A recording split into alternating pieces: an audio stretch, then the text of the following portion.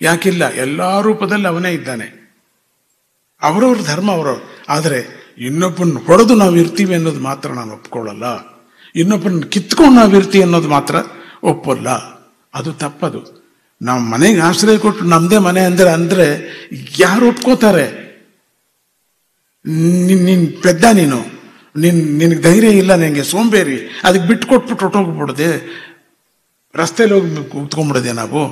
ನಾವು ಆ ಥರ ಆಗೋಗಿದ್ದೀವಿ ಇವತ್ತಿನ ದಿನ. ನಿಮ್ಮ ಮೊಮ್ಮಕ್ಕಳಿಗೆ ಮತ್ತು ಮಕ್ಕಳು ಬೇಡ ಅಂತ ಅನ್ನೋದು ಬೇರೆ. ನಾನು ಎಲ್ಲರಿಗೂ ಹೇಳ್ತೀನಿ, ಯಾರು ಮದುವೆ ಮಾಡ್ಕೊಂಬಂದ್ರೆ ಬೇಗನೆ 2 ಮಕ್ಕಳು ಕೊಡೆಯ ನನಗೆ ಅಂತಿರ್ತೀನಿ. ಇವಾಗ ಅದು ಶುರು ಮಾಡ್ಕೊಂಡ್ಬಿಟ್ಟಿದ್ದೀನಿ. ಹಿಂದೂಗಳು ಹೆರಿ ಹೆರಿ ಹೆರಿ ಅಂತ ಹೇಳ್ತಾ ಇರ್ತೀನಿ. ಮೊದಲೆಲ್ಲ 1 ಮಗು ಸಾಕು, 2 ಮಗು ಸಾಕು, 3ನೇದು ಬೇಡ. ಕಮ್ಮಿ ಆಗಿಬಿಟ್ಟಿದ್ದೀವಿ ನಾವೆಲ್ಲ. ನಮ್ಮಲ್ಲಿ ಈ ಧರ್ಮ ಹೊರಟೋಗುತ್ತೆ ಸ್ವಲ್ಪ ದಿನಕ್ಕೆ. ನೀವು ಹೀಗೆ ಇದ್ದರೆ ಹೊರಟೋಗ್ಬಿಡುತ್ತೆ. 1 ಮಗು ಸಾಕು ಅನ್ನೋದು ತುಂಬ ತಪ್ಪದು. ನಾವು ಹೇಳಿದ್ರೆ ಭಗವಂತ ಕೊಡ್ಲಿ, ಎಷ್ಟು ಕೊಡ್ಲಿ, ಏನಾಗತ್ತೆ, ಸಾಕ್ತಾನೆ, ಅವನೇ ಸಾಕ್ತಾನೆ. ಆ ಧೈರ್ಯ ನಿಮಗೆ ಬರಬೇಕು. ಅಯ್ಯೋ ಅದು ಆಗ್ಬಿಡುತ್ತೆ, ಇದಾಗ್ಬಿಡುತ್ತೆ, ಸೌಂದರ್ಯಕ್ಕೆ ಏನಾಗತ್ತೆ? ಏನೂ ಆಗಲ್ಲ. ಸೌಂದರ್ಯ ಕಡೆಲ್ಲ ಎಂಥದ್ದು ಇಲ್ಲ. ಆಗಲಿ, ಮಕ್ಕಳು ಯಾಕೆ ಆಗಬಾರ್ದು? ನಮ್ಮಲ್ಲಿ ಆಗಬೇಕು. ಈಗ ನಮ್ಮಲ್ಲಿ ಪೂರ್ವಿಕದಲ್ಲಿದ್ದರು 10 ಜನ 12 ಜನ ಹೆರ್ತಾ ಇದ್ರು. ಆ ಎಮ್ಮನ್ನು ನೋಡ್ತು ಅಂದರೆ ಮಕ್ಕಳೇ ಆಗಿಲ್ವೇನೋ ಇವಳಿಗೆ ಅಂತ ಕಾಣಿಸ್ಕೋತಾ ಇದ್ರು. ಅಷ್ಟು ಚೆನ್ನಾಗಿ ಆರೋಗ್ಯವಾಗಿದ್ದರು. ಎಕ್ಸರ್ಸೈಸ್ ಮಾಡ್ತಿದ್ರು, ಸೂರ್ಯ ನಮಸ್ಕಾರ ಮಾಡ್ತಾ ಇದ್ರು. ಸರಿ, ತುಂಬ ಹೊತ್ತು ಹೇಳಬಾರ್ದು, ನಾನು ತುಂಬ ಹೊತ್ತಾಗ್ಬಿಟ್ಟಿದೆ. ಆಗಲೇ 1:44 ಆಗಿದೆ. ಆತ್ಮಾರಾಮ ತುಂಬ ಜನಕ್ಕೆ ಹೊಟ್ಟೆನಲ್ಲಿ ಆಗಲೇ ಶುರುವಾಗ್ಬಿಡುತ್ತೆ. ಅದಕ್ಕೋಸ್ಕರ ಹೆಚ್ಚಿನ ಮಾತಾಡೋದಲ್ಲ. ಯಾಕೆ ಹೋಗಿದ್ದೆ ಅನ್ನೋದಕ್ಕೆ ಮಾತ್ರ ನಾನು ಹೇಳಿದೆ. ಯಾಕೆ ಹೋಗಬಾರ್ದು ಅನ್ನೋದಕ್ಕೆ ನಿಮಗೆ ಹೇಳ್ತಾ ಇದ್ದೀನಿ. 76ರಿಂದ ನಾನು ಹೋಗ್ತಾ ಇದ್ದೇನೆ, ಈಗಲ್ಲ. 76ಕ್ಕೆ ನಾನು ವೆಸ್ಟ್ ಇಂಡೀಸ್ಗೆ ಹೋಗಿದ್ದೆ. ಅಲ್ಲಿ ವೆಸ್ಟ್ ಇಂಡೀಸ್ನಲ್ಲಿ ಕೆಲವು ರಾಜ್ಯಗಳಿವೆ. ಮೊದಲು ವೆಸ್ಟ್ ಇಂಡೀಸು, ಮತ್ತು ಪಕ್ಕದಲ್ಲಿ ಇರ್ತಕ್ಕಂಥದ್ದು ಗಯಾನ, ಇಂಥ ಸುರಿನಾಮ್, ಇಂಥ ಪ್ರದೇಶಗಳಲ್ಲಿ ಹಿಂದೂಗಳು ತುಂಬ ಜನ ಸೇರಿಕೊಂಡಿದ್ದಾರೆ. ಆವಾಗ ಬೋಟು ಇಂಗ್ಲೀಷ್ನವ್ರು ಕರ್ಕೊಂಡೋಗಿ ಸುಮಾರು ಜನ 180 ವರ್ಷಗಳಾಯಿತು ಹಿಂದೆ ಕರ್ಕೊಂಡೋಗಿದೆ. 180 ವರ್ಷ ಆಯಿತು. 180 ವರ್ಷದಿಂದ ಪರಂಪರೆಯಾಗಿದ್ದಾರೆ. ಇಂಡಿಯಾಗೆ ಬರೋಕ್ಕಾಗಲ್ಲ ಅವರಿಗೆ, ಬಡವರು, ಅಷ್ಟು ಚಾರ್ಜ್ ಇಲ್ಲ, ಮತ್ತು ವೀಸಾನೂ ಕಷ್ಟ.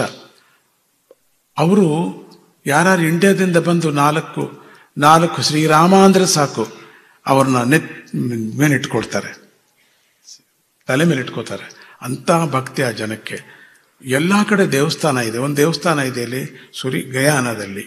ನನ್ನ ಕರೆದ್ರು, ಗಯಾನದಲ್ಲಿ ನೀವು ಆ ದೇವಸ್ಥಾನಕ್ಕೆ ಬರಬೇಕು, ದೇವಿ ದೇವಸ್ಥಾನ, ಭಾಳ ಪ್ರಸಿದ್ಧಿಯಾದ ದೇವಸ್ಥಾನ.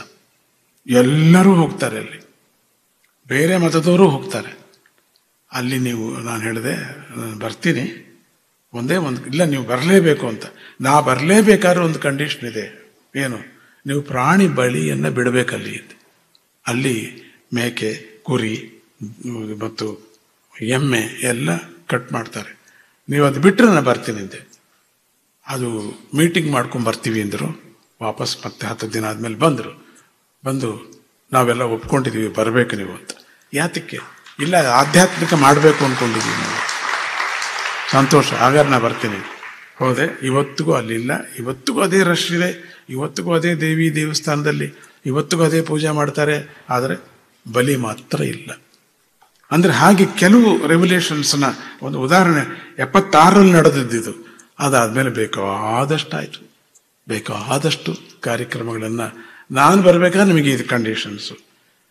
ಬೇರೆಯವ್ರ ಕಂಡೀಷನ್ಸ್ ಬೇರೆ ಥರ ಹೇಳ್ತಾರೆ, ಇಷ್ಟು ರೂಪಾಯಿ ಕೊಡಬೇಕು ಅಂತ. ನಾನು ಅದಲ್ಲ, ನಾನು ಇಷ್ಟು ರೂಪಾಯಿ ಕೊಡ್ತೀನಿ, ನನಗೀಗ ಇದು ಬೇಕು, ನಾನು ಕೊಡ್ತೀನಿ, ನಿಮಗೆ ಮುಂದುವರಿಸ್ತೀನಿ, ನಿಮಗೇನು ಗೋಪುರ ಕಟ್ಟಬೇಕಾ ನಾನು ಕಟ್ಟಿಸ್ತೀನಿ. ಆದರೆ ಈ ಥರ ಮಾಡಬೇಕು, ಬಲಿ ಇರಬಾರ್ದು. ಎಷ್ಟು ದೇವಸ್ಥಾನಗಳು ಬಲಿಯನ್ನು ತಪ್ಪಿಸಿದ್ದೀವಿ ಅಂದರೆ ದತ್ತಾತ್ರೇಯರು ತಪ್ಪಿಸಿದ್ರು, ನಾನಲ್ಲ. ಅದನ್ನೇ ಬಾಲಸ್ವಾಮಿಜಿಗೆ ಹೇಳ್ತಾ ಇದ್ದೀನಿ, ನೀನು ಇದೇ ಮಾಡಬೇಕಪ್ಪ ಅಂತ ಹೇಳ್ತಾ ಇದ್ದೆ. ಇವತ್ತು ಬೆಳಗ್ಗೆನೂ ಅದೇ ಹೇಳಿದೆ, ಇದೇ ಮಾಡಬೇಕು ನೀನು ಕೂಡ, ಜಾಗ್ರತೆ. ಬರೀ ಉಪನ್ಯಾಸ ಕೂತ್ಕೊಂಡು ಮಾಡೋದಲ್ಲ, ಭಜನೆ ಮಾಡ್ಕೊಂಡಿರೋದಲ್ಲ, ಈ ರೆವಲ್ಯೂಷನ್ ಮಾಡಬೇಕು. ನಾನು ಎಲ್ಲೆಲ್ಲಿ ಕಟ್ಟಿದ್ದೀನೋ ಆಶ್ರಮಗಳನ್ನು ಅದನ್ನು ರಕ್ಷಣೆ ಮಾಡಬೇಕು ನನ್ನ ಕಣ್ಣೆದುರಿಗೆ ಅಂತ ಇವತ್ತು ಬೆಳಗ್ಗೆ ಹೇಳಿದೆ. ಈ ಸನ್ಮಾನಕ್ಕೆ ಮುಂಚೆ ಹೇಳಿದೆ, ಇದೇ ನನಗೆ ಕೊಡ್ತಕ್ಕಂಥದ್ದು ಗುರು ಕಾಣಿಕೆ ಅಂತ ಹೇಳಿದೆ. ನಾನು ಕೊಟ್ಟದ್ದನ್ನು ನಾನು ಏನು ಕಟ್ಟಿದ್ದೀನೋ ಅದನ್ನು ರಕ್ಷಣೆ ಮಾಡೋದು. ಒಂದು ಹೊಸದು ಮಾಡೋಕ್ಕೆ ಹೋಗಲೇಬೇಡ, ಇದನ್ನು ರಕ್ಷಣೆ ಮಾಡು ನೀನು, ಇದನ್ನು ಮೇಂಟೈನ್ ಮಾಡು ನೀನು. ನನ್ನ ತತ್ವ ಏನಿದೆ ಒಳೊಳಗೆ ಮಾಡ್ಕೋಬೇಕು. ಪ್ರಚಾರ ಆಗದೆ ಮಾಡಬೇಕು. ಪ್ರಚಾರ ಪ್ರಯೋಜನ ಇಲ್ಲ. ಇವತ್ತು ಹೊಗಳದವನು ತೆಗಳ್ತಾನೆ, ಅದಕ್ಕೆ ಪ್ರಯೋಜನ ಇಲ್ಲ. ನಮ್ಮ ಸೀಕ್ರೆಟ್ ನಾವು ಮಾಡ್ಕೊಂಡು ಹೋಗ್ಬೇಕು. ಇವತ್ತು ಹೀಲಿಂಗ್ ಮ್ಯೂಸಿಕ್ ಮಾಡ್ತಾ ಇದ್ದಾರೆ ಸ್ವಾಮೀಜಿ ಅಂದರೆ ಪ್ರತಿಯೊಬ್ಬರ ಹತ್ರ ಹೋಗಿ ಅದು ನಾಡಿ ನೋಡಿ ಅವರ ಔಷಧಿ, ಅವರ ತಾಪತ್ರಯಗಳೇನಿವೆ, ಹಾರ್ಟ್ ಪ್ರಾಬ್ಲಮ್ಮ, ಕಿಡ್ನಿ ಪ್ರಾಬ್ಲಮ್ಮ ಅಂಥೇಳಿ ಬರ್ಕೊಂಡು ಟೆಸ್ಟ್ ಮಾಡಿಸಿದೆಯಾ ನೋಡಿ, ಅವ್ರಿಗೆ ಯಾವ ರೀತಿಯಾದಂತಹ ಪ್ರೋಟೀನ್ ತಿನ್ನಬೇಕು ಅದನ್ನು ಬೇರೆ ಹೇಳ್ತಾ ನಾವು ಸಂಗೀತವನ್ನು ಅದಕ್ಕೆ ತಕ್ಕಂತೆ ಶಬ್ದವನ್ನು ಹೇಳಿ ಮಾಡ್ತಾ ಇದ್ದೀವಿ. ನಿನ್ನೆ ದಿನ ಬೆಳಗ್ಗೆ ಎಲ್ಲಿ ಮೇಕೆದಾಟಲ್ಲಿತ್ತು. ಬೆಳಗ್ಗೆ ಆ ಮೇಕೆದಾಟಕ್ಕೆ ಎಲ್ಲೆಲ್ಲಿಂದ ಬಂದರು, ಸುಮಾರು ಆಂಧ್ರ ಪ್ರದೇಶಗಳಿಂದ ಕೂಡ ಬಂದಿದ್ದರು. ಅದಕ್ಕೆ ಸಂತೋಷ. ಇವಾಗ ನನಗೆ ತುಂಬ ಹೊತ್ತಾಯಿತು, ಮಾತಾಡೋಕ್ಕಾಗಲ್ಲ. ಮತ್ತು ರವಿಯವರು ಕೂಡ, ಸುವರ್ಣ ಟಿ ವಿ ರವಿಯವರು ಬಂದದ್ದು ನನಗೆ ಬಹಳ ಸಂತೋಷ. ಮತ್ತು ವಿಪ್ರ ಜನಾಂಗದವರೆಲ್ಲರೂ ಕೂಡ, ವಿಪ್ರ ಜನಾಂಗ ಅಂತ ಯಾಕನ್ಬೇಕು, ದತ್ತ ಜನಾಂಗದವರೆಲ್ಲರೂ ಕೂಡ ಬಂದಿದ್ದೀರಿ. ತುಂಬ ಸಂತೋಷ ನನಗೆ. ಸನ್ಮಾನ ಅಂದರು, ನಾನು ಹೇಳ್ದ ಆ ದೃಷ್ಟಿಯಿಂದಲಾರು ಆಶ್ರಮಕ್ಕೆ ಬರಲಿಯಪ್ಪ, ಆ ದೃಷ್ಟಿಯಿಂದಲಾರು ನೋಡಲಿ ಹಾಗೆ ಅಂತ. ಮತ್ತು ನಮ್ಮ ಶಾಸಕರು, ನಮಗೆ ಬಹಳ ಬೇಕಾದವರು ಶಾಸಕರು, ಮತ್ತು ಪ್ರಕಾಶ್ ರಾವ್, ಯಾರೋ ಕೇಳಿದ್ರು ನಮ್ಮ ತಾತ ಹೇಗಿದ್ದಾರೆ ಅಂದರೆ ಪ್ರಕಾಶ್ ರಾವ್ನ ಕೇಳಿ ಅಂತ. ನಿಮಗೆ ಅರ್ಥ ಆಯ್ತು ಅಂತ ಕಾಣುತ್ತೆ. ಇಲ್ಲ, ಅರ್ಥ ಆಗಲಿಲ್ವಾ? ಅರ್ಥ ಆಯ್ತಾ ಇಲ್ವಾ?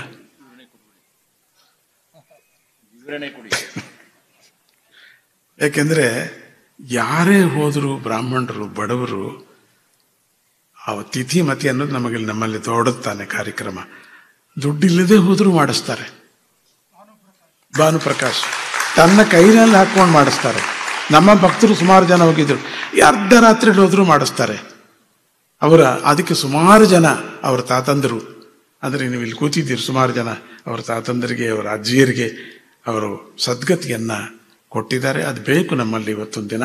ನಾವು ನಮ್ಮನ್ನು ಹೆತ್ತಿ ಶರೀರವನ್ನು ಕೊಟ್ಟಿದ್ದಾರಲ್ಲ, ಅದಕ್ಕೆ ಒಂದು ಕೃತಜ್ಞತೆ ನಾವು ಹೇಳದೆ ಹೋದರೆ ಹೇಗೆ? ಅದು ಮತಿನೋ ತಿಥಿನೋ ಅದು ಹಂಗಾರು ಇರಲಿ, ಪ್ರತಿ ವರ್ಷವೂ ನಾವು ಅವ್ರ ಫೋಟೋ ಇಟ್ಬಿಟ್ಟು ಮಾಡಬೇಕು, ಪ್ರದಾನ ಮಾಡಬೇಕು. ಅವ್ರು ತಿಂತಾರೋ ಬಿಡ್ತಾರೋ, ಕಾಗೆ ತಿನ್ನುತ್ತೋ, ಅಲ್ಲ ನೀನೇ ತಿನ್ಕೋತೀಯೋ, ಏನೋ ಹಸು ತಿನ್ನುತ್ತೋ, ಹುಳ ತಿನ್ನುತ್ತೋ, ಇದು ಇರುವೆ ತಿನ್ನುತ್ತೋ, ನಿನಗೆ ಯಾಕೆ, ನೀನು ಇಡು ಪದ್ಧತಿ ಅದು ಮಾಡಬೇಕು. 4 ಹಿಡಿ ಪದ್ಧತಿ, 3 ಪಿಂಡ ಇಡು ಅಲ್ಲಿ. ನೀನು ಹೇಗಿದ್ರು ನೀನು ಭಿಕ್ಷೆ ಕೊಡಲ್ಲ. ಅದನ್ನು ಭಾನುಪ್ರಕಾಶ್ ಹೇಳಿದ್ರೆ, ಯಾರೋ ಕೇಳಿದ್ರು, ನಮ್ಮ ತಾತ ಹೇಗಿದೆ, ನನ್ನ ಕೇಳಬೇಡ, ಭಾನುಪ್ರಕಾಶ್ ಹೇಗೆ ಯಾವ ಲೋಕದಲ್ಲಿದ್ದಾರೆ ಅಂತ ಹೇಳ್ತಾರೆ ಅವರು. ಅಂತ ಒಂದು ಸದ್ಗತಿಯನ್ನ ಕೊಡಿಸ್ತಕ್ಕಂಥವ್ರು ಭಾನುಪ್ರಕಾಶ್. ಮತ್ತು ನಮ್ಮ ಬ್ರಾಹ್ಮಣ ಸಮಾಜದ ನಟರಾಜ್ ಅವರು ಒಳ್ಳೆಯ ಸಂಕಲ್ಪ ಮಾಡಿದ್ರು. ನನಗಿದೆಲ್ಲ ಇಷ್ಟ ಇಲ್ಲ, ಆದರೂ ಇಷ್ಟ ಪಟ್ಕೊಂಡು ಮಾಡಿಸುವಂಗೆ ಮಾಡಿಬಿಟ್ರು. ಯಾಕೆಂದರೆ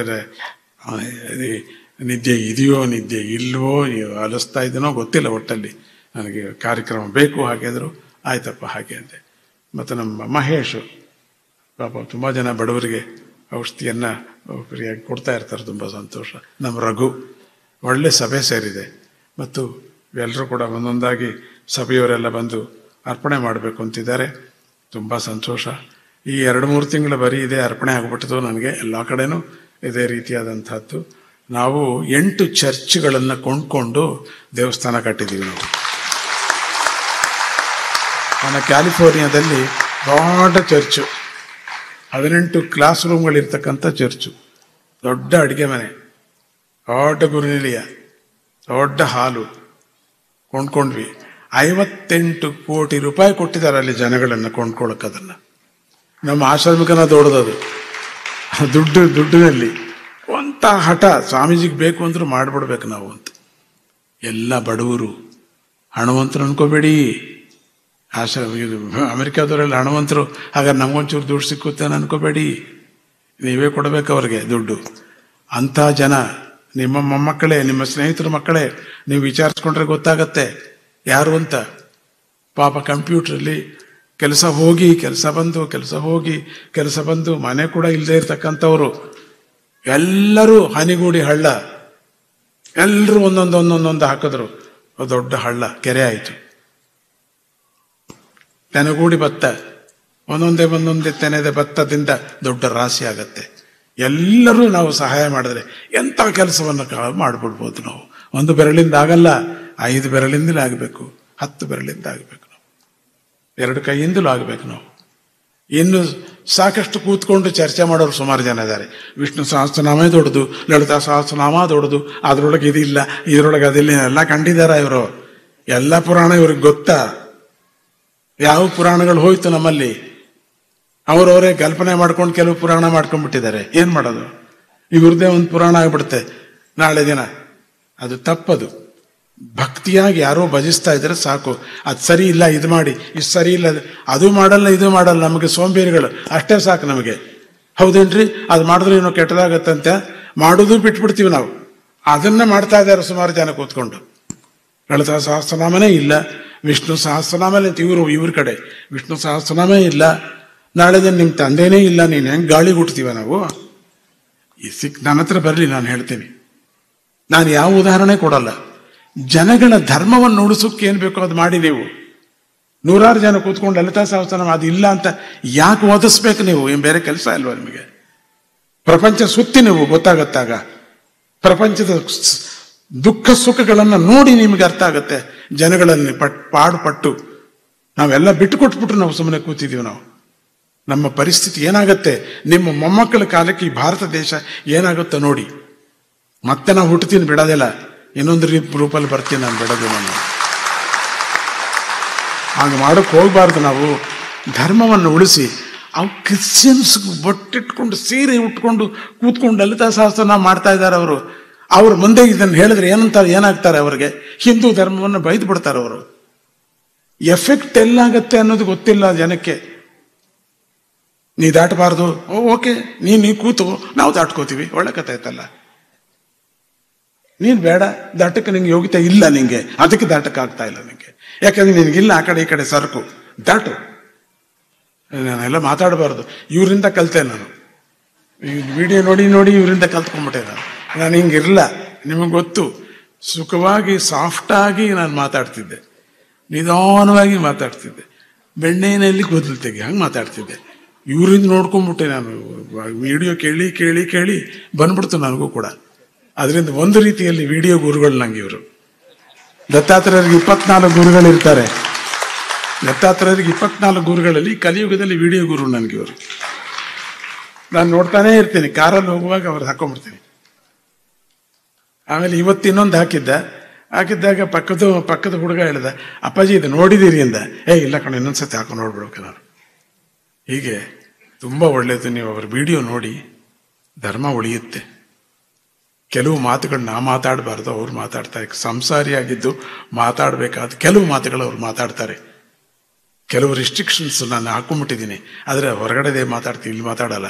ಆದರೆ ಆ ರಿಸ್ಟ್ರಿಕ್ಷನ್ಸು ಅಲ್ಲಿಲ್ಲ, ನನಗೆ ಇಲ್ಲಿದೆ.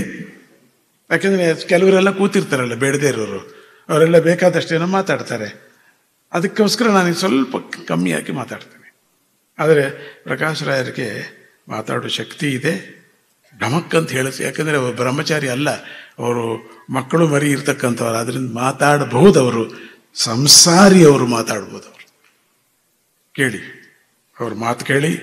ಅವ್ರದ್ದೊಂದು ಲಿಂಕ್ ಇದೆ, ಅದು ಹಾಕ್ಕೊಂಡು ಇಮೇಲಲ್ಲಿ ಎಲ್ಲರೂ ಓಟ್ ಹಾಕಿ, ಅದೇನು ಅಂತ ಡೀಟೇಲಾಗಿ ಅದರೊಳಗೆ ಕೇಳಿ ನೀವು. ಯಾಕೆ ನನಗೇನು ಹೆದರಿಕೆ, ನಾನು ಹೇಳಕ್ಕೆ ಹೇಳ್ತೀನಿ. ಊಟ ಮಾಡ್ಕೊಂಡು ಆಮೇಲೆ ಹೇಳ್ತೀನಿ. ಓಕೆ. ಜೈ ಗುರುದತ್ತ.